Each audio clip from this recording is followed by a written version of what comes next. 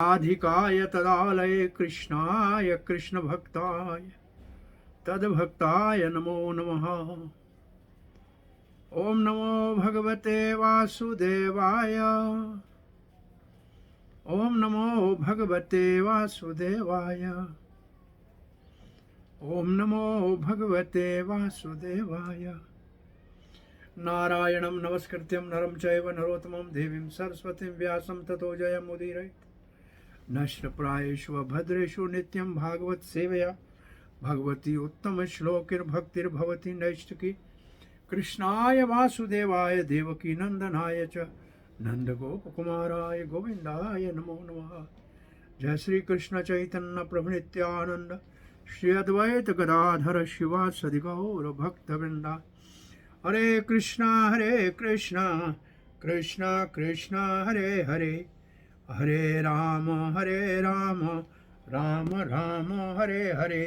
हरे कृष्णा कृष्णा कृष्णा हरे हरे, हरे राम राम राम हरे हरे।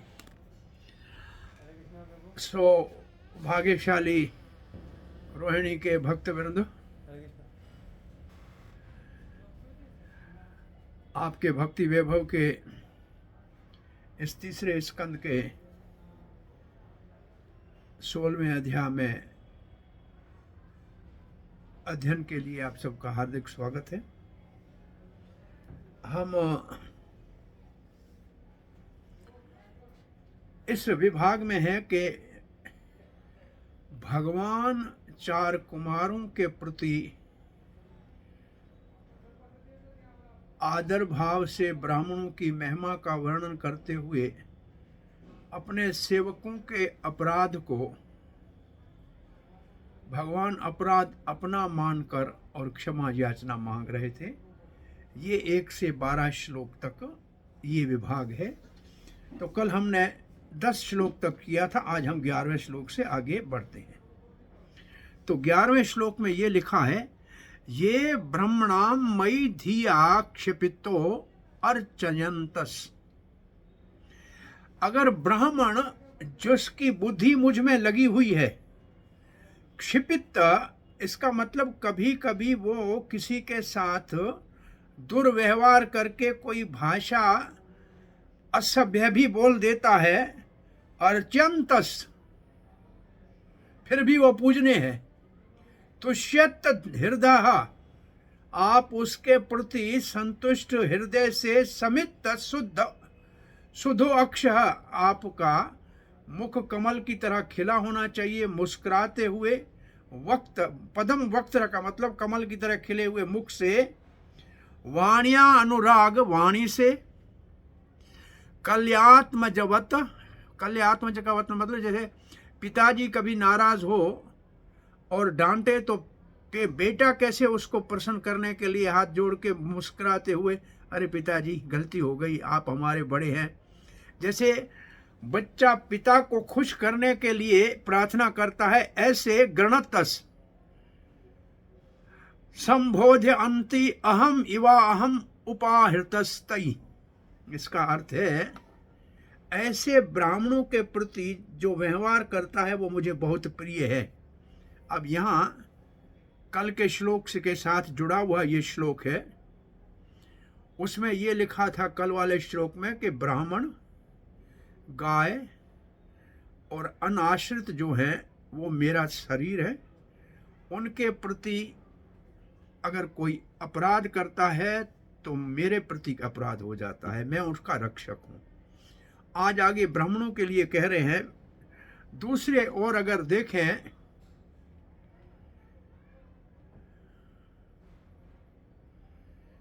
जब कभी ब्राह्मणों के प्रति जब वो कठोर वचन बोलें, फिर भी मुस्कुराते मुख से, कमल की तरह खिले हुए मुख से उसको प्रसन्न करने के लिए स्वयं संतुष्ट हो, क्योंकि ब्राह्मण का हृदय मुझ में है और मेरा ही प्रतिनिधि है, इसलिए उसको प्रसन्न करना चाहिए जैसे बेटा बाप को प्रसन्न करता है। ये भाव इस श्लोक का है। कहते जैसे मैं आपके द्वारा वशीभूत हो जाता हूं ब्राह्मणों के, ऐसे जो ब्राह्मणों की पूजा करते हैं उनके साथ अपराध भी हो जाए फिर भी उनका आदर करते हैं, मुस्कुराते हुए मुख से उनको प्रसन्न करने का प्रयास करते हैं, वो भी मुझे बहुत प्रिय होते हैं, जैसे पिता को पुत्र करता है। प्रभुपाद ने इसमें उदाहरण दिए हैं। प्रभुपाद कहते इतिहास में हमने ऐसे देखा है कि ब्राह्मण कभी क्रोधित होकर किसी को शाप भी देता है तो सामने वाला प्रत्युत्तर में ब्राह्मण के साथ दुर्व्यवहार नहीं करता है। और प्रभुपाद जी उदाहरण दे रहे हैं, कुबेर के बच्चों को नारद जी ने शराप दिया था, ये अपने दामोदर महीने की कथा है। तो कुबेर के बच्चों ने नारद के प्रति कोई अपमानजनक भाषण नहीं किया, स्वीकार कर लिया। ऐसे बहुत से उदाहरण मिलते हैं। और क्योंकि ये भक्त भगवान के आश्रित हैं, ये बड़ी बात है, इसलिए भगवान उन भक्तों के प्रति बहुत स्नेह रखते हैं। उदाहरण दूसरा भी दिया जाता है। अम्बरीश महाराज मेरा इतना बड़ा भक्त था, उसकी रक्षा के लिए दुर्वासा के क्रोध को मेरे सुदर्शन चक्र ने खदेड़ दिया। तो ऐसे मेरे भक्तों के प्रति कोई कुछ कह भी दे तो मुझे अच्छा नहीं लगता, ये भाव है। यहां भी उदाहरण ये है कि जय और विजय को जब क्रोधित होके दो कुमारों ने श्राप दिया तब वो शांत रहे और निम्रता पूर्वक उसको स्वीकार कर लिया।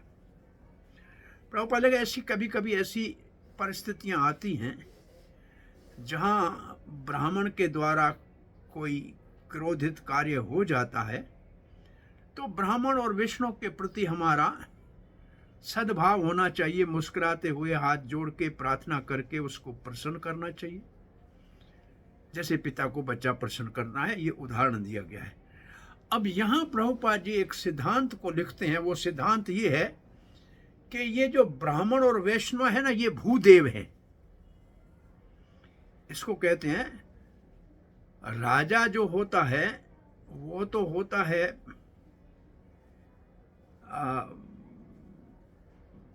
पृथ्वी का स्वामी, ब्राह्मण होता है भूदेव, मतलब भगवान का प्रतिनिधि इस धरती के ऊपर।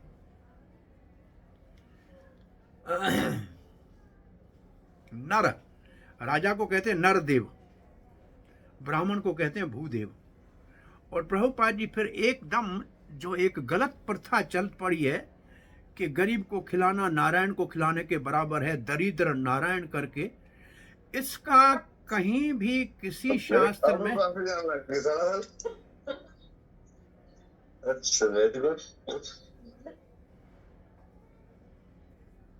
इसका कहीं भी किसी शास्त्र में कोई प्रमाण नहीं मिलता है। ये गरीब का, हाँ, कल वाले श्लोक ने हमने पढ़ा था, जो सुरक्षित हैं उनको आदर देना चाहिए, उनको भोजन आदि देना चाहिए, लेकिन भगवान समझ के नहीं। ये दरिद्र नारायण वाला विचार है, ये शास्त्र के विरुद्ध है। तो ये सिर्फ सारा तात्पर्य इसी भाव से लिखा हुआ है।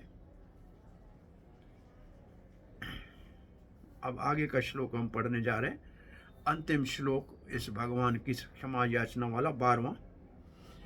तन्मे स्वभरतोर अवसायम अलक्षमाणो युष्मद् व्यक्तिकरं गतिं प्रतिपद्य सद्य भूयो ममान्तिकम् इतां ता अनुग्रह मे यत्कल्पतम् अचिरतो भृत्यो विवास। हरे कृष्ण प्रभु जी, आप म्यूट हो गए प्रभु जी। अच्छा जी, आप म्यूट हो गए प्रभु जी। सबको अनम्यूट किया तो हमारा कोई बंद कर दिया जी। तो इस श्लोक में भगवान अब कह रहे हैं, मेरे सेवकों ने मेरी इच्छा के विपरीत आपके प्रति जो अपराध किया है, और आपने जो इनको शराप दिया है ये तो आपने हमारे ऊपर कृपा की है, अच्छा किया, परंतु इनको जाना जरूर पड़ेगा वैकुंठ छोड़ के भौतिक जगत में, परंतु मैं ज्यादा समय तक इनको दूर नहीं रख सकता क्योंकि ये मुझे प्रिय है, इसलिए बहुत जल्दी ये मेरे पास वापस आ जाएंगे। ये जो भगवान के शब्द है ना, इनने 4 कुमारों को विचलित कर दिया कि पता नहीं भगवान हमारी प्रार्थना, हमारी प्रशंसा कर रहे हैं, ये मजाक कर रहे हैं, विनोद कर रहे हैं, ये अपने भक्तों से इतना प्रेम करते हैं कि इनको वापस बुलाने की बात कर रहे हैं। तो भगवान का भाव क्या है ये कुमार समझ ही नहीं पाए, और इसके तात्पर्य में प्रभुपाद जी ने लिखा है,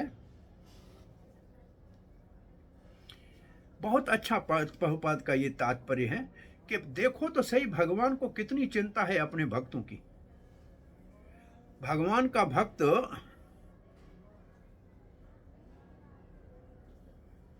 उदाहरण है सबके लिए, कोई वैकुंठ से नहीं गिरता है। जय विजय का जो गिरना है ये वास्तव में गिरना नहीं है, ये एक दुर्घटना है। भगवान अपने भक्तों की रक्षा के लिए सदा ही चिंतित रहते हैं, उनको जल्दी वापस अपने धाम में लाने के लिए यत्न करते हैं, प्रयास करते हैं।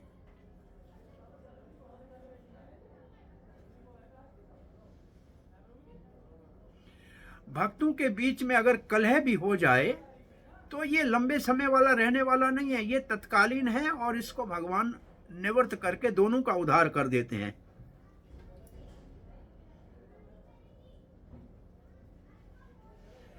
भगवान का भाव ये है कि आप इनके ऊपर इतने क्रोध नहीं हो, जल्दी ये मेरे पास वापस आ जाएं, ये मेरी मंशा है।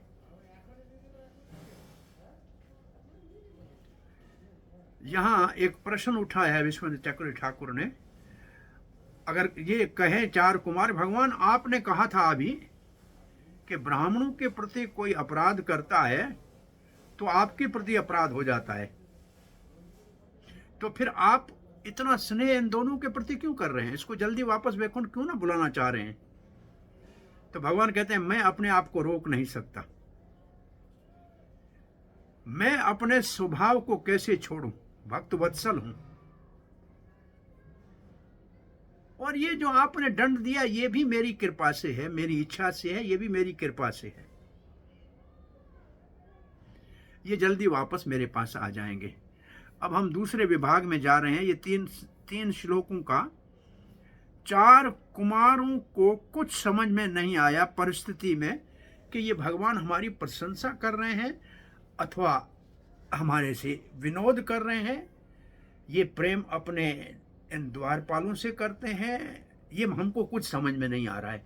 तो इसलिए अब ब्रह्मा जी इन स्थिति देख रहे हैं ऊपर से कुमारों को, और उनकी स्थिति को देखते कहते हैं कि इनको भी पता नहीं है परिस्थिति क्या है, कुछ नहीं समझे। तो ब्रह्मा कह रहे हैं देवताओं को, अथ तस्य उशंतिम देवीम ऋषिकुलयां सरस्वतीम नावसदाय ना स्वाद्य मन्यो दृष्टानाम, मन्यो कहते हैं क्रोध को, तेषाम आत्मा अपि अतृप्त, अभी वो अपने मन में संतुष्ट नहीं है।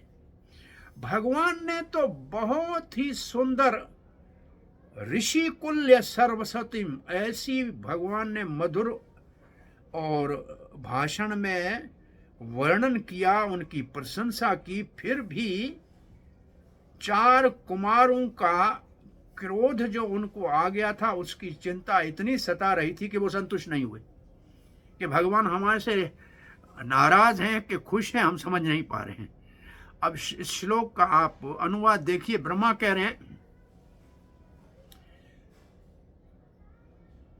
4 कुमारों को तो क्रोध के सर्प ने डसा था, क्रोधित हो गए थे, इसलिए वो भगवान की इतनी मधुर और इतनी जो है जो प्रबुद्ध करने वाली वाणी सरस्वती को, जो वेद के समान है, उससे भी संतुष्ट नहीं हो पाए। इसमें प्रभुपाद जी का तात्पर्य नहीं है ना? नहीं है ना? प्रभुपाद जी का तात्पर्य नहीं है। और बहुत बड़ा तात्पर्य है चक्रवर्ती पाद का। चक्रवर्ती पाद कहते हैं सरस्वती के दो अर्थ है, एक शब्द जो वेद जैसे होते हैं और दूसरी नदी सरस्वती। ऐसे भगवान के शब्द भी मीठे थे, और समझो कि जैसे सरस्वती नदी है तो वो भी स्वच्छ जल वाली थी, उषतीम।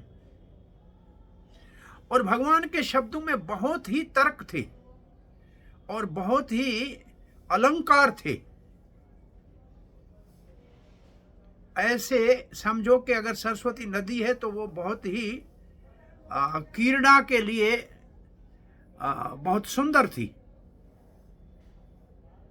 भगवान के शब्द पूजनीय थे, और नदी का किनारा भी ऋषियों के लिए बहुत मनोहर होता है। ऋषि कुलियम, इसका मतलब ऋषि वहां आश्रम बनाते हैं। भले ऐसे सुंदर नदी का जल पिया हो या भगवान की वाणी मधुर का रसास्वादन किया हो, फिर भी उनके जो मन थे उनमें क्रोध का सर्प जो था उसने ऐसा उनको डसा था, और इसलिए भगवान की प्रशंसा को भी वो सह नहीं पा रहे थे, क्योंकि उनको रस नहीं आ रहा था, स्वाद नहीं आ रहा था। उनकी आत्मा, उनकी बुद्धि, उनका मन अतृप्त था। वो ज्यादा शब्दों को ध्यान नहीं दे पाए। वो पश्चाताप भी बहुत कर रहे थे। ये बहुत बड़ी बात लिख रहे हैं कि एक बार वैष्णव का अपराध हो जाए ना, तो हृदय पुनः पवित्र होना बहुत मुश्किल है। वो अपराध उनको सताता रहता है। इसलिए कहते हैं कुमारों के द्वारा जो जय विजय के भगवान के पार्षदों के प्रति जो अपराध हो गया, और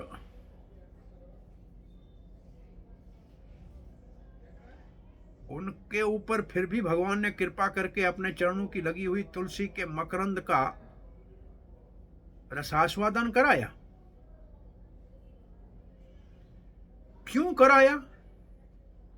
इसलिए कराया क्योंकि जय और विजय भगवान के पार्षद थे, उनके कृपा के कारण, क्योंकि वो पश्चाताप कर रहे थे, क्योंकि उन्होंने ब्राह्मणों का अपराध किया था। अब एक खास बात लिख रही है, आप ध्यान से नोट कीजिए।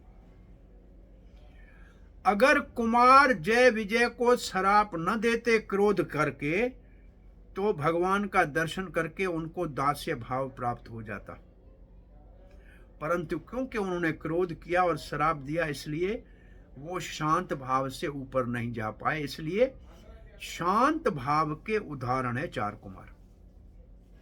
ये दास्य के स्तर पे नहीं है। ये बहुत विशेष बात है, इसको आप ध्यान से देखिए। अब कुछ तर्क वितर्क किया गया है।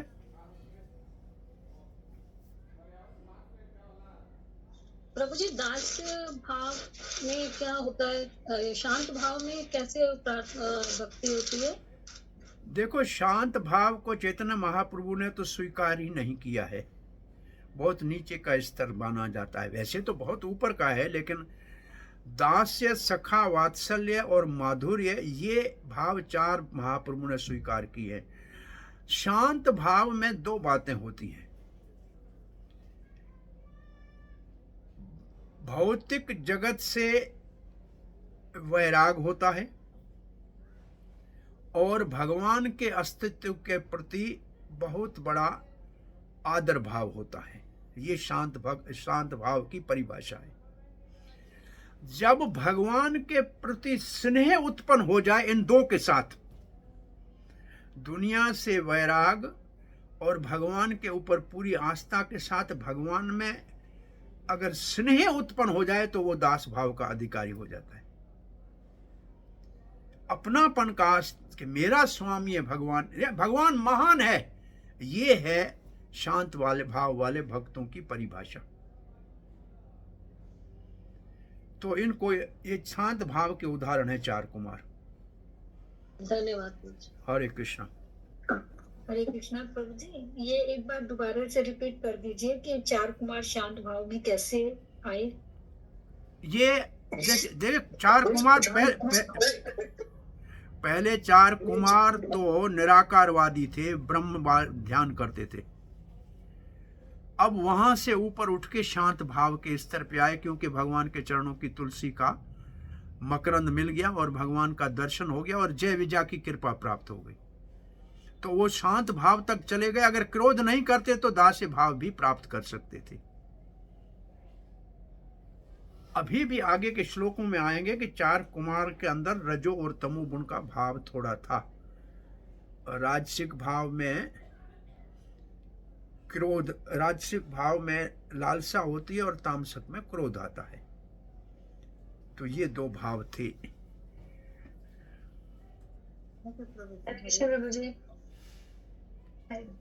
और फिर यहाँ एक चक्रवर्ती पाद ने भक्ति रसामृत सिंधु से ये एक श्लोक उद्धृत किया है कि आदमी भाव भक्ति पे हो और उससे अपराध हो जाए तो भाव भक्ति फिर जो है वो भाव आभास हो जाता है। अगर अपराध और ज्यादा भारी हो तो फिर वो भाव भक्ति अगर ऊपर के स्तर की होती है, दास्य, आप मानो कि वात्सल्य है तो दास्य पे आ जाएगी और दास्य है तो शांत पे आ जाएगी। और बहुत बड़ा अपराध हो जाए, बहुत बड़ा हो रहा है तो भाव ही अभाव में खत्म हो। ये है भक्ति रसामृत सिंधु का एक उदाहरण।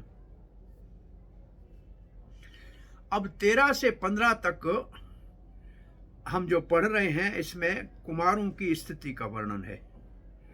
सतिम व्यादाय शृण्वन्तो लघवीं गुरु अर्थ गहवरां विघाय अगाध गंभीरम न विदुस्तच्चिकीर्षितम्। ये श्लोक कह रहा है कि भगवान के वचन जो थे सतिम वादे, वो तो बड़े कानों को आनंद देने वाले थे सुनने वाले को, परंतु उनमें लघु और गुरु अर्थ, क्या उसका हल्का अर्थ था, भारी अर्थ था, ये उनको समझ में नहीं आ रहा है। गहवरम, बहुत गहवर था, उसको समझना बहुत मुश्किल था। विघाय अगाध गंभीरम, क्योंकि भगवान की वाणी बहुत गहरी थी और इतनी गहरी थी कि उसको समझना कुमारों के लिए संभव नहीं था। क्या भगवान का इच्छा है, उद्देश्य है, ये वो समझ नहीं पाए। भगवान की अति उत्तम वाणी और जो उन्होंने वचन कहे वो 4 कुमार समझ नहीं पाए। वो तो बहुत गंभीर थे, वो तो खुली आंखों से आश्चर्य से देखते रहे कि भगवान ने ये कहा है, हमने सुना है, फिर भी भगवान का इसमें उद्देश्य क्या है हम नहीं समझ पा रहे हैं। इसको श्रील प्रभुपाद जी लिखते हैं कि भगवान से कोई तो ऊपर है नहीं, भगवान और भगवान की वाणी में भी कोई अंतर नहीं है, दोनों ही जो है परम सत्य के स्तर पे है। आश्चर्य से खुली आंखों से, बड़ी खुली आंखों से 4 कुमार भगवान की वाणी को सुन रहे थे, परंतु उसका अर्थ समझ नहीं पाए पूर्ण रूप से। उनका भाव क्या था उस भगवान की वाणी का ये भी समझ नहीं पाए। भगवान क्या चाहते हैं ये भी समझ नहीं पाए। ये भी उनको पता नहीं लगा कि भगवान हमसे क्रोधित हैं या हमसे प्रसन्न है, ये भी वो समझ नहीं पाए। ये है उनकी स्थिति। इसमें चक्रवर्ती पाद ने बहुत लंबा तात्पर्य लिखा है, विशेष रूप से लिखा है। इन बातों को।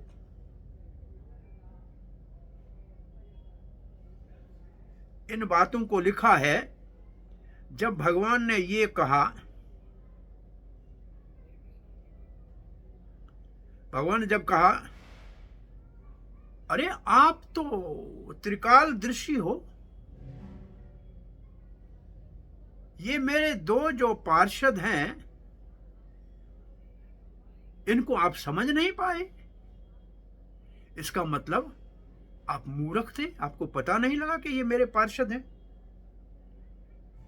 आपने इनके ऊपर आपने इनको शाप दे दिया, आपने अतिक अपने बल का प्रयोग किया है। आप सब कुछ जानने वाले होते हुए भी ऐसे क्यों किया? और भगवान ने पहले कहा कि इन्होंने मेरे मन के भाव को नहीं जाना था, इसलिए आपका अपराध कर लिया। लेकिन इसको अगर दूसरे दृष्टि से देखा जाए तो चार कुमार अज्ञानी नहीं थे, वो भगवान के भाव को जानते थे। वास्तव में आपने भगवान के भाव को नहीं जाना, भगवान के पार्षदों को शराप दे दिया। ये अतिशयोक्ति है। ये असल में कहा जाए तो आपने अपराध किया है चार कुमारों। ठीक है, द्वारपालों ने भगवान के इच्छा को न समझ के कुमारों का अपराध किया, तो आपने भी तो भगवान की इच्छा को नहीं समझा। तो गाय के लिए द्वारपालों को आप दोष दे रहे हैं। भगवान ने कहा, मैंने अनुमति दी है, भले इसको दंड दिया जाए।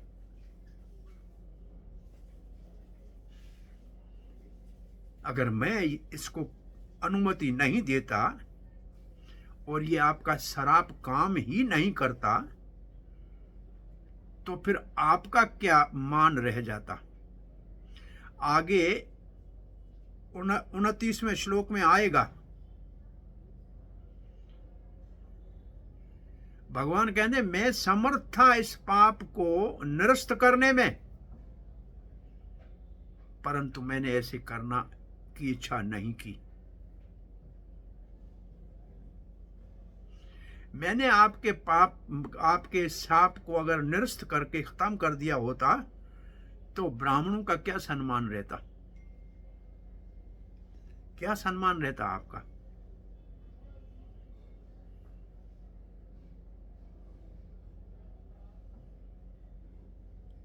भगवान कहते मेरे मेरे मेरे मेरे सेवकों का अपराध मेरा अपराध मान लो। इसका अर्थ क्या हुआ?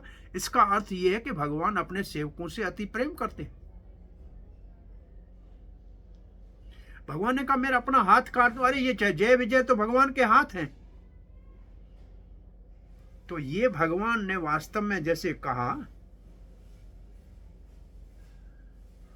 कि मैं ब्राह्मणों के चरणों की रज लेता हूं अपने सर के ऊपर, लिखा है, और लक्ष्मी इसलिए मेरी पूजा करती है। ये देखा जाए तो सत्य नहीं है। और आपने कहा यज्ञ से नहीं खाता हूं, ब्राह्मण के मुख से खाता हूं। ये अच्छा है आपने कहा, परंतु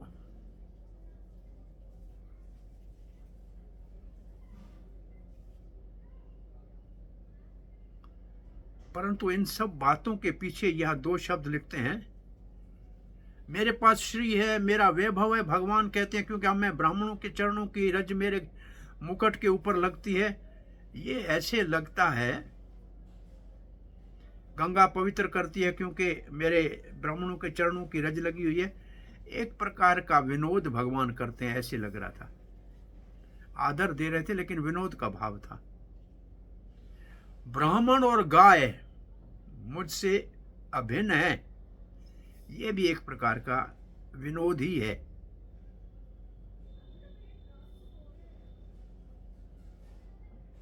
हरे कृष्णा प्रभु जी। हाँ जी, ये बड़ी पूर्ण स्थिति है भक्त के लिए, जैसे जय विजय की थी कि वो तो भगवान की सेवा कर रहे हैं, उनके अनुसार काम करें, उनकी आज्ञा के अनुसार। कि वहाँ द्वारपाल का आगे के श्लोक 25 तक जाएंगे तो सब बातें साफ हो जाएंगी। कि ठीक है, हरे भगवान कृष्ण। की इच्छा थी। 4 कुमारों को क्रोध भी भगवान की इच्छा से आया। जय विजय को भी नीचे भेजना भगवान की अपनी इच्छा थी। ये तात्पर्य 24-25 श्लोक में आपको मिल जाएगा। ये सारा कार्य भगवान की अपनी इच्छा है। यहां तो केवल जय विजय चिंता कर रहे हैं। आगे कहेंगे कि आप चाहो तो इनको मुक्त कर लो दंड से, हमको दंड दे दो, हम दोनों के लिए तैयार हैं। ये कहेंगे आगे। अब हम 15वां श्लोक पढ़ रहे हैं। ते योग मायया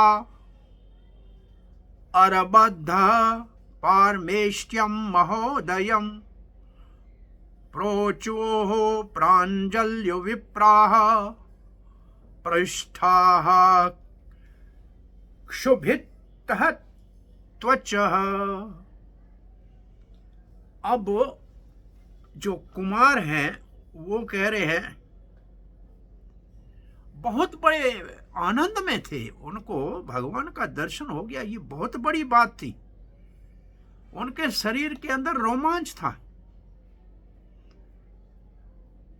तब वो रोमांचक भाव से और अंदर में भगवान की वाणी से प्रमोद होकर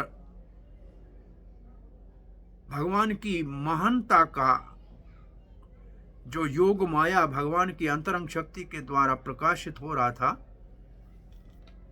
आगे कहने लगे। अब कुमार कहेंगे 4। श्रील प्रभुपाद के तात्पर्य में लिखा है, 4 कुमार तो हो गए थे विचलित कि भगवान के सामने पहली बार आए थे, इसलिए रोमांच हो गया, बड़े आनंदित हुए। फिर कहते हैं पारमेष्ठियम शब्द है श्लोक में। पारमेष्ठियम कहते हैं ब्रह्मा के लोक को। ब्रह्मा का लोक इस भौतिक जगत में सबसे ऊपर है, उससे तुलना नहीं की जा सकती भगवान के दर्शन की और वैकुंठ के 7वें द्वार की, क्योंकि भगवान का सारा ही साम्राज्य अंतरंग शक्ति योग माया के संचालन में है, जबकि ब्रह्मा जी के लोक तक भी महामाया का संचालन चलता है। तो प्रभुपाद ने पारमेष्टियन शब्द के ऊपर तात्पर्य लिखा है, और भगवान के दर्शन से जो अलौकिक अष्ट सात्विक भाव कुमारों के हृदय में उत्पन्न हुए उसका वर्णन किया है। अब कुमार बोलेंगे 25 श्लोक तक, 16 से 25 तक कुमार भगवान नारायण को प्रति उत्तर दे रहे हैं। उनके मन में है भगवान हमारे से प्रसन्न है, फिर भी वो इस बात को स्पष्ट करने के लिए ये श्लोक बोल रहे हैं। ऋष्य ऊचो न वयं भगवन् विद्मः तव देवः चिकीर्षितम् कर्तो मे अनुग्रहश्चेति यदा अध्यक्षः प्रभासते। प्रभाससे इसका भाव क्या है? भाव है, कह रहे हैं 4 कुमार, हम नहीं जान पा रहे हैं कि आपकी मनोवृत्ति क्या है, आप क्या चाहते हैं, आपके मन में क्या है। आप तो परम नियंता है, आप हमारे लिए इतने उत्तम। हरे कृष्ण की दो क्लास हरे की दो कहीं। हाँ,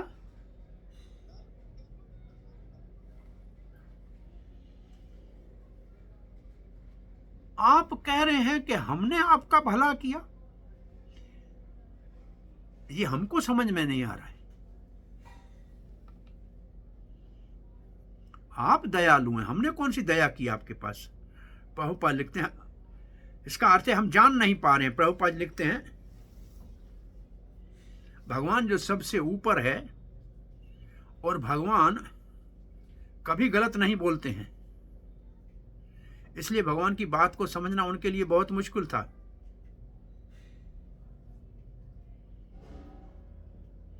भगवान इतने निम्रता से बोल रहे थे कि आप 4 कुमार ब्राह्मणों ने हमारे ऊपर कृपा की है। ये बात समझना बहुत मुश्किल थी। ये इसका भाव है। तो अब आगे वाले श्लोक में कुमार कह रहे हैं, ब्रह्मण्यस्य परम देवम ब्रह्मणाः कीलते प्रभो विप्राणाम देव देवानाम भगवान आत्मदेवतम। आप कहते हैं कि ब्राह्मण आपके पूजने हैं। अरे भगवान, आप ब्राह्मण के जो ब्राह्मणों का एक कल्चर है उसके आप निर्देशक हो। आप ब्राह्मणों के जो एक अस्तित्व है उसके आप निर्देशक हो। आप उदाहरण दे रहे हैं दूसरों को सिखाने के लिए कि ब्राह्मणों की पूजा करनी चाहिए। वास्तव में आप ही पूजनीय हैं, केवल हमारे द्वारा नहीं, ब्राह्मणों के द्वारा नहीं, देवताओं के द्वारा भी आप ही पूजित हैं। इसका अर्थ है आप ब्राह्मणों का सम्मान करके लगता है कि लोगों को शिक्षा दे रहे हैं कि ब्राह्मणों का सम्मान करना चाहिए। प्रभुपाद जी लिखते हैं, ब्रह्म संहिता में लिखा है, भगवान सब कारणों के आदि कारण है। भले बहुत सारे देवता हैं, ब्रह्मा और शंकर भी बड़े से बड़े देवता हैं, ये सब विष्णु के अधीन है। तो ब्राह्मणों की क्या बात करें जब इतने बड़े देवता भी भगवान के अधीन है। और भगवत गीता में तो ये लिखा है,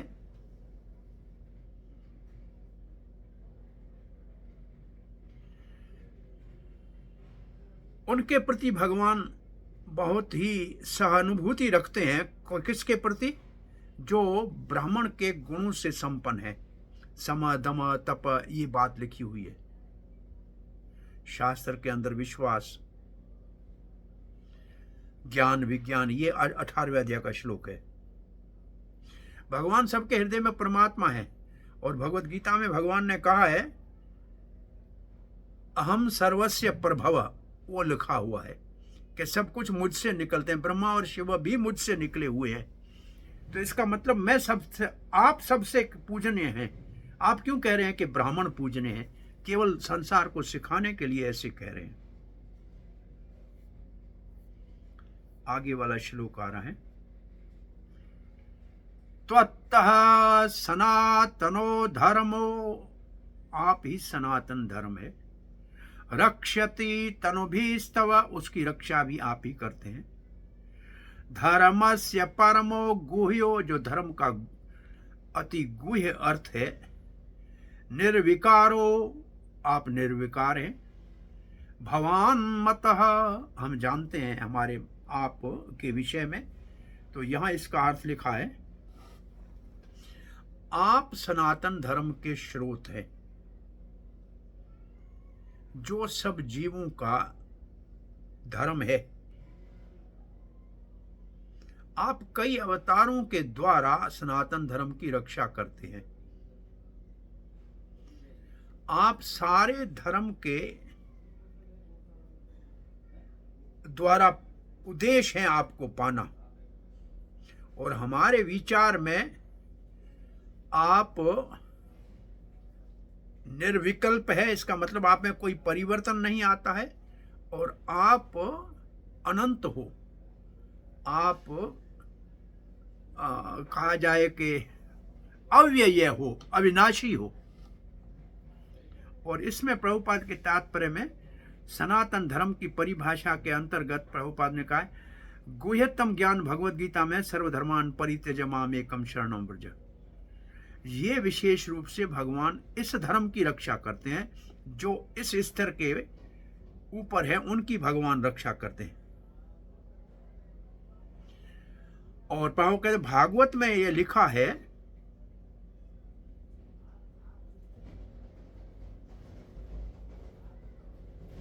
कोई कृष्ण भावना भावित नहीं हो, अपने वर्ण आश्रम धर्म को अच्छी तरह से पालन भी करे, तो भी बेकार का उसका सारा परिश्रम है। ये श्लोक है। वो शब्द, लास्ट शब्द उस श्लोक का क्या है? शर्म एव ही केवलम। ये सर बेकार का परिश्रम है, इसका कोई लाभ नहीं है बिना कृष्ण भावना के। तो यहां ये 4 कुमार ये कह रहे हैं, देवता नहीं, भगवान वास्तव में धर्म का लक्ष्य है। ये जो मूर्ख दुनिया को भ्रमित कर रहे हैं कि किसी की पूजा करो भगवान के पास चले जाओगे, ये मूर्खता है। भगवत गीता में इस बात को, भागवत में इस बात को स्वीकार नहीं किया गया है। वहां तो कहा है देवता की पूजा करेगा देवलोक में जाएगा, पितृ की पूजा करेगा पितृ। तो कहाँ लिखा है कि सब किसी की भी पूजा करो और भगवान के पास जाओगे? ये गलत धारणा समाज के अंदर कुछ तथाकथित साधु संतों ने जो है प्रचलित की है। प्रभुपाद जी उसको लिखते हैं। तो केवल भगवान के भक्त ही भगवत धाम जा सकते हैं। भगवान सनातन है, भगवान का धाम सनातन है, भगवान के सेवक सनातन है, भगवान का धर्म सनातन है। स्वर्ग आदि में जाते हैं तो तत्कालीन थोड़ी देर के लिए सुख है, फिर वापस संसार में आना पड़ेगा। कह रहे हैं 4 कुमार, भगवान आपने हमारे ऊपर अहितु की कृपा की है। आपने कहा ब्राह्मणों और वैष्णव की पूजा करनी चाहिए। वास्तव में ये ऐसे है कि ब्राह्मण वैष्णव आपकी पूजा केवल नहीं करें, देवता भी आपके ही अनुयायी हैं, आपके ही पूजन में अपने आप को संलग्न रखते हैं। अब चक्रवर्ती पाद ने बहुत बड़ी बात लिखी है। सनातन धर्म का अर्थ है भक्ति, वर्णाश्रम नहीं, भक्ति। और भागवत में लिखा है, विशेष रूप से भक्ति जो है, सनातन धर्म का मतलब है भक्ति। वो आपसे उत्पन्न होती है, आपकी स्वरूप शक्ति है। दृष्टि सताम दर्शनो, एक भागवत का श्लोक है।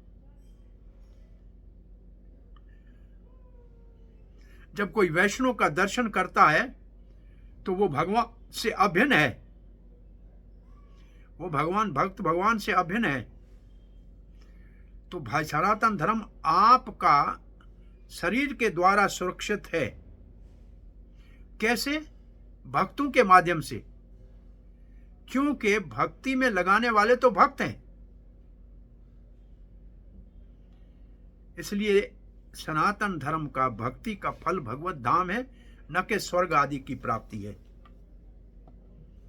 और किसी को सनातन धर्म नहीं कह सकते, क्योंकि आप सनातन हैं और आप में कोई परिवर्तन नहीं है और आप अव्यय हैं। अब 19वां श्लोक पढ़ रहे हैं।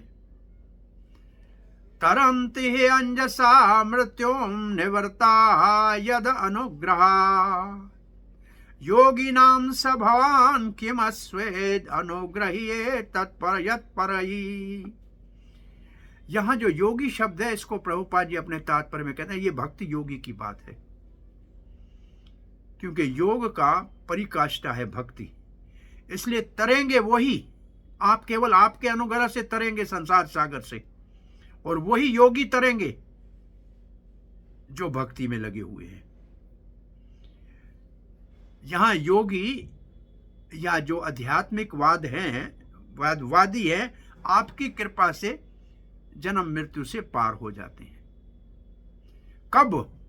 जब उनकी भौतिक इच्छाएं समाप्त होती हैं। इसका अर्थ है कि ऐसा हो ही नहीं सकता है कि भगवान का कोई सहायता करता हो। सभी भगवान के ऊपर निर्भर हैं। इसके अंदर प्रभुपाद जी के तात्पर्य में लिखा है, ये योगी तो है, ज्ञान योगी भी हैं, कर्म योगी भी है, ध्यान योगी भी है, भक्ति योगी भी है। अब ज्ञान योगियों का लक्ष्य है स्वर्ग, कर्म योगियों का लक्ष्य है स्वर्ग, ज्ञान योगियों का लक्ष्य है ब्रह्म में लीन होना, ध्यान योगी परमात्मा की अनुभूति करते हैं। ये सब अधूरे हैं, भक्ति योगी ही परिपूर्ण है। इसलिए इस श्लोक में जो योगी है वो भक्ति के लिए कहा गया है। ये प्रभुपाद का तात्पर्य है। Therefore yogis here means devotees. Prabhupada लिखते हैं यहाँ योगी का अर्थ है भक्त। तो भगवान की कृपा से भक्त आसानी से संसार सागर के जन्म मृत्यु से पार हो जाएंगे। इसलिए भगवान को किसी के सहायता की, सहयोग की जरूरत नहीं है, क्योंकि वो सबसे ऊपर है, कोई उनके समान नहीं है। सबको भगवान के ही आशीर्वाद की आवश्यकता है, तभी वो अपने जीवन के मानव जन्म के लक्ष्य को प्राप्त कर सकते हैं। अब हम 20वां श्लोक पढ़ रहे हैं। यम वै विभूतेर उपयात्य अनुवेलमन्यै अर्थार्थिभिः स्वाश्रसा धृतपादरेणुं धन्या अर्पितांग्रि तुलसी नवधाम धामनो लोकम मधोवृतपते इव कामयाना। लक्ष्मी देवी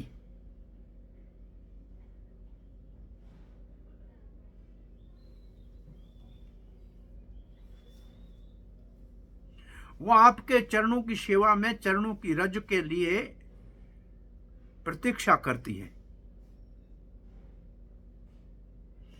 परंतु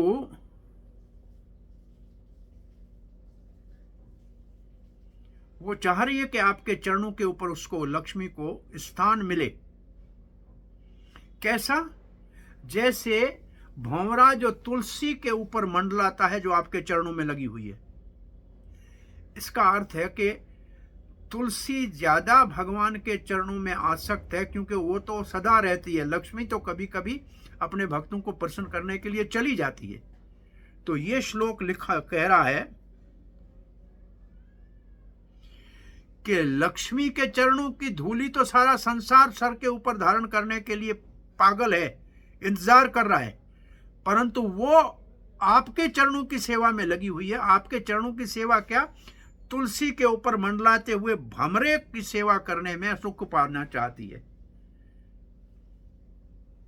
जो भक्तों ने आपको तुलसी अर्पण की है। तो इसमें श्री प्रभुपाद जी लिखते हैं, तुलसी को इतना सम्मान इसलिए मिला क्योंकि उसको भगवान के चरणों के ऊपर चढ़ाया जाता है। यहां तुलना की गई है तुलसी की, तुलसी के पत्ते की और लक्ष्मी की। तुलसी का पत्ता अधिक भगवान के चरणों के ऊपर रहता है और कभी वो छोड़ता नहीं है। लक्ष्मी तो कभी कभी चली जाती है। इसलिए सारांश ये है, कोई भगवान के ऊपर आशीर्वाद करे या भगवान के ऊपर कृपा करे, ये तो संभव ही नहीं है। सभी भगवान के सेवक हैं। जैसे चैतन्य चरित्र में कहा है, क्या कहा है? एकल ईश्वर कृष्ण और सब भृत्य। ये बात कह के प्रभुपाद ने यहां कंक्लूजन कर दिया। अब 21वें श्लोक में लिखा है, यस्ताम विविक्त, अकेली जगह पे, चरितै अनुवर्तमानानां नात्य अद्रियतः परम भागवत प्रसंग सत्वं द्वेजोपत्थ पुण्य रज पुनीतः श्रीवत्स लक्ष्यम किम अगाभग भजनम त्वम भजनस्त्वम। अब विशेष बात ये कही जा रही है, भगवान आप अपने भक्तों के जो अति उत्तम कार्य हैं उनमें आसक्त रहते हैं, परंतु आप लक्ष्मी देवी के में इतने आसक्त नहीं है जितने भक्तों के सेवा वाले कार्यों में आप आसक्त हैं। भक्त लक्ष्मी तो सदा आपके दिव्य सेवा में लगी रहती है। तो आपने जो कहा था कि आप पवित्र होते हैं ब्राह्मणों के चरणों की रज से, ये कैसे सत्य हो सकता है?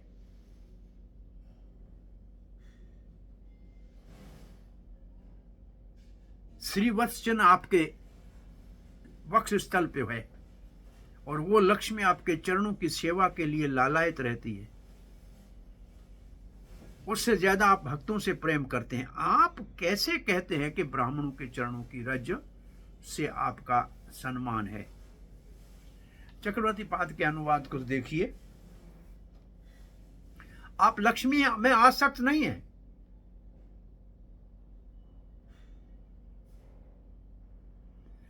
इसलिए कि वो केवल आपकी पत्नी है, ऐसा नहीं। आप उसमें आसक्त इसलिए हैं कि वो भक्त भी है। वास्तव में देखा जाए तो आप महान भक्तों में आसक्त हैं, और ये मुख्य बात है। इसे आप कैसे कह सकते हैं? आप भगवान है, 6 ऐश्वर्यों से युक्त हैं, आपके वक्षस्थल पे श्रीवत्स चिन्ह है, फिर आप कैसे कहते हैं ब्राह्मणों के चरण की रज से आप पवित्र हो गए? हमको ये समझ में नहीं आ रहा है।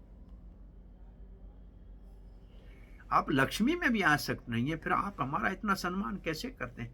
और यहाँ प्रभुपाद ने लक्ष्मियों का वर्णन किया है, सहस्र लक्ष्मी संभ्र। ये ब्रह्मा कहता है कि भगवान के पास लक्ष्मियों की कोई कमी नहीं है, और भगवान तो षडगुण संपन्न है। वो भगवान ने 6 ऐश्वर्य पूरे लिखे हैं, यश ऐश्वर्य, बल, वीर्य सब लिखे, 6 ऐश्वर्य लिख दिए, अनंत है।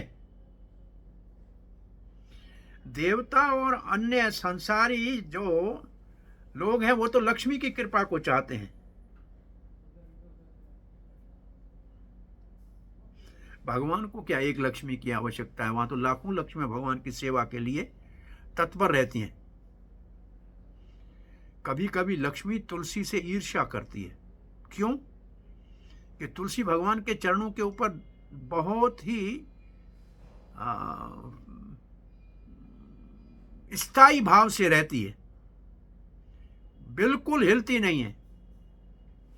जबकि लक्ष्मी तो भगवान का चरण छोड़ के कभी कभी अपने भक्तों के ऊपर कृपा करने के लिए चली जाती है। इसलिए तुलसी से लक्ष्मी की थोड़ा स्पर्धा रहती है हमेशा।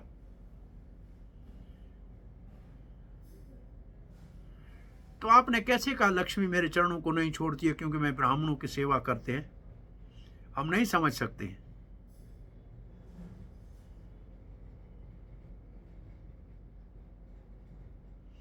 भगवान आपके ऐश्वर्य से लक्ष्मी आ सकते हैं, न कि ब्राह्मणों के आशीर्वाद से।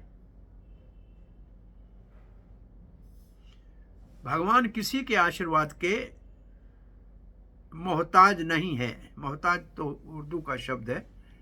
किसी के आशीर्वाद के क्या नहीं है?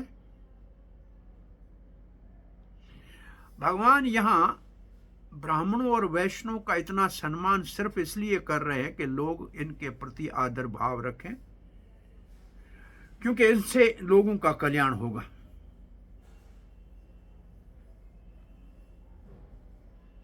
भगवान अति आसक्त नहीं है लक्ष्मी से।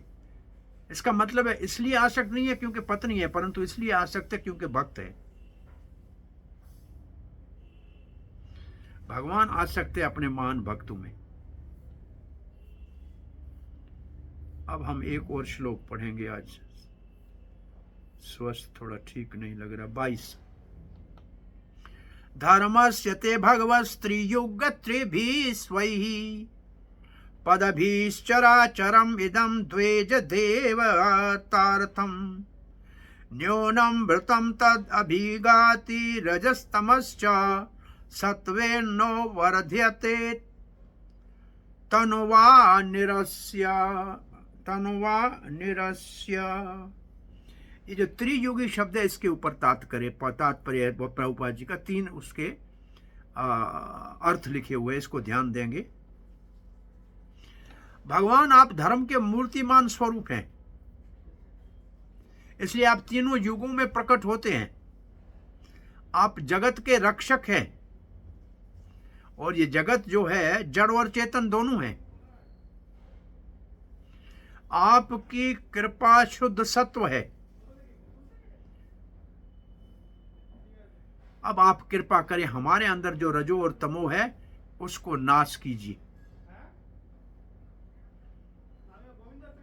वो कभी कभी देवताओं में और हम ब्राह्मणों में आ जाता है। इसके तात्पर्य में प्रभुपाद जी ने पहले लिखा है त्रियुग के 3 अर्थ। पहला अर्थ के आप 3 युगों में अवतार लेते हैं। वो जैसे कहा गया, पहले सफ़ेद सत्य युग में, फिर रक्त त्रेता में, और कल युग में श्याम वर्ण, और चौथा युग में आप ढके हुए अवतार पीत वर्ण में आते हैं चैतन्य महाप्रभु के रूप में। एक तो त्रियुगी का ये अर्थ है। दूसरा त्रियुगी का अर्थ है जो आपके 6 ऐश्वर्य है ना, उनके 3 जोड़े कर दो। 3 युग का मतलब जोड़ा, इसका मतलब आप 6 ऐश्वर्यों से संपन्न है, इसलिए आपको त्रियुगी कहते हैं। और तीसरा त्रियुगी के लिए लिखा है 3 चीजें जब उस समाज में होती हैं, वो 3 चीजें कौन सी है? पहला तपस्या, दूसरा पवित्रता, और तीसरा कृपा। ये त्रियुगी का एक और अर्थ है। तो ये 3 अर्थ हैं इस त्रियुगी का। और फिर चैतन्य महाप्रभु के छुपे हुए अवतार के विषय में वर्णन है। और प्रभुपाद यहाँ लिखते हैं 4 कुमार जो है वो अपने स्थिति को जानते हैं कि उनके ऊपर रजोगुण का और तमोगुण का प्रभाव था, क्योंकि वैकुंठ में ऐसे नहीं हो सकता है। इसलिए उन्होंने भगवान के भक्तों को श्राप दे दिया। उनको अपनी कमजोरी का बोध हो गया था, इसलिए वो कहते हैं भगवान हमारे अंदर से रजो और तमोगुण को आप मिटा दो। अब प्रभुपाद जी प्रचार में आगे कहते हैं ये 3 जो गुण हैं, पवित्रता, तपस्या और दया, कृष्ण भावना में इन 3 गुणों की रक्षा के लिए शिक्षा दी जाती है। किस चीज की? अवैध स्त्री पुरुष का संबंध, नशे से, किसी प्रकार का नशा नहीं, और मांसाहार नहीं। धन्यवाद प्रभु। हरे कृष्णा। हरे कृष्णा प्रभु जी, धन्यवाद प्रणाम। बोलिए बोलिए। कल प्रभुपाद जी की महिमा के लिए आपको आना है। गायक कितने बजे प्रभु? कितने बजे आना? अभी लोकनाथ महाराज 8 से 9 वहाँ रहना चाहते हैं, तो हमने इसलिए अपना प्रोग्राम 10 बजे के बाद शुरू किया है यहाँ। तो 9 बजे निकलेंगे तो 10 बजे आ जाएंगे, 10 साढ़े 10। तो आप देख लीजिए 9, साढ़े 9, 10 कितने बजे निकलना। मैं आपको बताता हूँ, एक क्लास हो रही है, खत्म करके मैं बता रहा हूँ आपको। हाँ ठीक है, बता दीजिएगा मुझे। हरे कृष्णा। 3-4 फोन आए, किसी का उठाया नहीं, लेकिन ये उठाना पड़ गया। तो ये प्रभुपाद जी यहाँ इस्कान के 3 नियमों का यहाँ वर्णन कर रहे हैं। और चौथा जो होता है वो होता है सत्य। वो सत्य कलयुग में भी थोड़ा है, इसलिए नहीं लिखा है। तो यहाँ हम अपने आज के प्रवचन को पूरा करते हैं। हरे कृष्णा। कल भगवान कृपा करे तो ये पूरा कर देंगे, अध्यात्म स्वस्थ थोड़ा ठीक हुआ तो। अब बोलिए, कोई आपका प्रश्न जिज्ञासा है क्या? ओ कृष्ण बलराम। हरे कृष्ण जी। हाँ जी। धन्य प्रणाम, बहुत बहुत धन्यवाद। आपने बहुत सुंदर व्याख्या करके सभी लोगों को, हमारे जैसे बद्धजीवों पर बड़ी कृपा की है। तो जी जिज्ञासाएं तो कई हैं, लेकिन छोटी छोटी सी ये पूछ रहा हूँ। 10वें श्लोक में दिया है गाय माता के बारे में। हाँ जी। गाय को सूर्यदेव की पुत्री माना जाता है। ये प्रभुपाद ने तात्पर्य में लिखा है दोहितर की परिभाषा में। 2 शब्द है, दोहिती का मतलब गाय है और दोहितर का मतलब पुत्री भी है। तो दोनों में ही, दोनों का अर्थ गाय परक होना चाहिए, क्योंकि गाय को सूर्य की पुत्री कहा गया है। कैसे सूर्य की पुत्री गाय है ये मेरे को ध्यान में नहीं है। चलो कोई बात, ठीक है।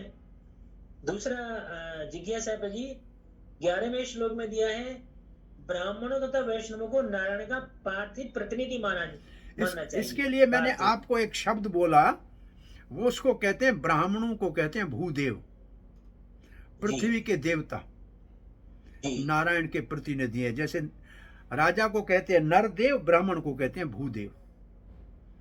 इसका अर्थ है कि भगवान के वचन वेद का ब्राह्मण विस्तार करते हैं, इसलिए वो भूदेव है। भगवान की इच्छा की शिक्षा को संसार को देते हैं, इसलिए उनको भूदेव कहा गया है, भगवान के प्रतिनिधि।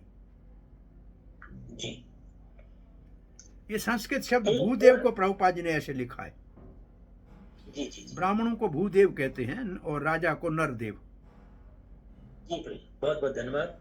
एक आखिरी जिज्ञासा प्रभु जी, 22वें श्लोक में अभी जो आपने पढ़ाया, ये त्रिप की बात हुई है, तो यहाँ जो कंटिन्यूएशन दिया है वो ठीक दिया है, सतयुग, द्वापर और त्रेता। तो कंटिन्यूएशन में सतयुग के बाद द्वापर आता है, फिर त्रेता, फिर कलयुग। लेकिन ये त्रेता पहले आया है, तो अहिल्या जी की कहानी है, वही कहानी है या कुछ और है? ये देखो क्या ब्रह्मा जी- ये युग बदलते रहते हैं। कभी वशिष्ठ जी ने एक बार कहा कि मैं तो भाई पुरोहित नहीं बनूंगा सूर्य वंश का, तो कहा कि इस बार त्रेता युग पहले कर देते हैं द्वापुर से, आप बन जाओ, आपको ये सौभाग्य प्राप्त होगा। तो युग में कभी कभी परिवर्तन होता है। वैसे नॉर्मली सत्य के बाद त्रेता आना चाहिए, त्रेता के बाद द्वापुर, द्वापर के बाद कलयुग, नॉर्मल क्रम ये है। पर कभी कभी उसमें परिवर्तन हो जाता है विशेष भैया, किसी आप- परिस्थिति में। जी आपके चरण में एक प्रार्थना करना चाहूंगा। मैंने कहीं लेक्चर में ही सुना है कि अहिल्या की अहिल्या जो ब्रह्मा जी की जो पुत्री थी, उनका विवाह कर दिया है गौतम ऋषि के साथ। और गौतम ऋषि ने जब उनको आपत्तिजनक स्थिति में देखा है, इंद्र के साथ उन्होंने उनको श्राप दे दिया, तो वो पत्थर बन गई हैं। ब्रह्मा जी को जब ये पता चला, तो वो दौड़े आए, उन्होंने गौतम ऋषि से बातचीत की, तो उनसे पूछा कि इनका उद्धार कब होगा, कि त्रेता युग में होगा, जब भगवान श्री राम आएंगे। तो उनका 2 युगों तक उनको रहना पड़ेगा। तो ब्रह्मा जी ने युग बदल दिए, पहले त्रेता कर दिया, बाद में द्वापर कर दिया। एक आप कारण बता रहे हैं, एक कारण हमने बताया वशिष्ठ जी के लिए ऐसे कर दिया गया। तो ऐसे जी, किसी जी। परिस्थिति में किया जा सकता है। मैं तो आपसे पूछना चाहता, क्या ये सत्य है या नहीं है, ऑथेंटिक है कि नहीं है? नहीं, मैंने भी इसको देखा है कि कभी युगों में ऐसे परिवर्तन होता है। यहाँ तक कि हमारे भागवत में भी लिखा है कि युगों में परिवर्तन हुआ, उस समय में भागवत आई है, वहाँ भी ऐसा लिखा हुआ है। आपने अगर पढ़ा होगा तो पहले स्कंद में सुना है प्रभु जी, लेकिन मुझे ये पढ़ने की नहीं मिला। मेरे पूछने का भाव ये था, ये कहाँ से पढ़ा जाए जो इसको ये तो वाल्मीकि रामायण में कहीं मैंने तो नहीं देखा है ये, लेकिन कहीं हो सकता है। रामायण में भी 4-5 है, लेकिन वशिष्ठ वाला हमने सुना है, वो भी कहीं स्पष्ट रूप से शास्त्र का हो मिलेगा, ढूंढेंगे तो मिलेगा। लेकिन ऐसे भागवत के अंदर भी लिखा है, मैं बड़ा विचलित होता हूँ कि भागवत आई तब भी युगों का ऐसे ही अतिक्रमण हुआ है। वहाँ शब्द लिखा है, आप देखना भागवत के पहले स्कंद के, मेरे ख्याल में जहाँ भागवत के प्रकटे का समय है, छठे या 7वें अध्याय में है। जी धन्यवाद भैया, बहुत बहुत धन्यवाद। हरे कृष्ण हरे कृष्ण हरे कृष्ण हरे कृष्ण हरे कृष्ण। वो मैं तो पुनः रोज आपको कहता हूँ, मेरे धीमे चलने को आपको सहन करना पड़ेगा। भैया आपका बहुत बहुत धन्यवाद। आपकी जो स्पीड है वो हमारे लिए बहुत ही लाभप्रद है। हमारे बद्धियों पर इतनी कृपा होती रहेगी तभी समझ आएगा, और ज्यादा स्पीड तेज हो जाएगी तो हम और विचलित हो जाएंगे, कुछ समझ नहीं आएगा। चलो भगवान आपके ऊपर कृपा करे, आशीर्वाद करना कि ये पूरा कर पाए हम। धन्यवाद। प्रभु जी हमारे पे बहुत कृपा है प्रभु, आपकी बहुत ज्यादा कृपा हो रही है। कभी प्रभु जी, हरे कृष्णा प्रभु जी, एक डाउट है प्रभु जी मेरा। बोलिए बोलिए। प्रभु जी एक चीज समझ में नहीं आएगी है ना, सब कुछ जो हो रहा है भगवान की इच्छा से ही हो रहा है, क्योंकि हर कोई सीन है ना वही कर रहे हैं, भगवान ही कर रहे हैं, सबके मन में वो दे रहे हैं, प्रेरणा दे रहे हैं कि आपको आगे श्राप देना है, आपको ऐसे करना है, आपको रोकना है, सब कुछ तो है ना भगवान की ही उनसे हो रहा है, इच्छा से हो रहा है। फिर जो आपने एक चीज ये बोली थी कि 4 कुमारों को शांत भाव तक की ही भक्ति मिली, दास्य भाव की मिल सकती थी अगर वो गुस्सा नहीं करते। अगर वो नहीं करते गुस्सा, उनको श्राप नहीं देते, तो वो तो फिर भगवान की जो लीला होनी थी वो रुक जाती। तो यानी कि वो तो होना चाहिए था। कि उनने किया, वो भी तो भगवान की ही इच्छा थी, तो उनकी भक्ति की स्टेज रुक क्यों गई, शांत भाव तक ही क्यों रह गया फिर? वो शांत भाव के ही भक्त है। वो क्या बड़े बड़े 4 कुमार शांत भाव में है, ये बहुत बड़ी शांत भाव कोई छोटा स्तर नहीं है, लेकिन वो दास्य भाव के स्तर पे नहीं पहुंचे। ये विश्वनाथ चक्रवर्ती पाद का इस सारे प्रसंग में टिप्पणी है, भाव है, भावार्थ है। अगर वो नहीं देते शराब तो भगवान की इच्छा थी कि इनको शांत भाव ही मिले, ये क्यों नहीं समझ रही? हाँ नहीं, ये एक चीज तो मेरे को ये भी लग रहा है कि वो निर्विशेष रूप से आगे आ गए, शांत भाव तक तो आ गए, भक्ति में आ गए, नहीं, तो भगवान की मर्जी है। ये भगवान की इच्छा थी कि वो शांत भाव के ही अधिकारी हैं, इसलिए उनके द्वारा ये कराया, ऐसे समझना चाहिए। कोई नहीं करेगा तो दास्य भाव में जा सकता है, ये एक और लोगों के लिए उदाहरण है। शांत भाव को समझाया गया। हम दो शांत भाव, जी, भगवान की माला बन जाना, भगवान का मुकुट बन जाना, यही शांत भाव है। ऐसे शांत भाव में मैं आपको ऐसे तो बहुत ही पूरा बलराम जी शांत भाव में भगवान के लिए बस्तर बन जाते हैं, ये कोई छोटी बात नहीं है। शांत भाव का भक्ति रसामृत सिंधु में 2 ही बातें लिखी हैं, संसार के भोगों से विरक्ति और भगवान में आसक्ति। ये क्राइटेरिया है शांत भाव का। थैंक यू प्रभु जी। हरे कृष्ण। हरे कृष्ण जी। फिर प्रभु जी को धन्यवाद करेंगे हरे कृष्ण महामंत्र से। हरे हरे कृष्ण हरे कृष्ण कृष्ण कृष्ण हरे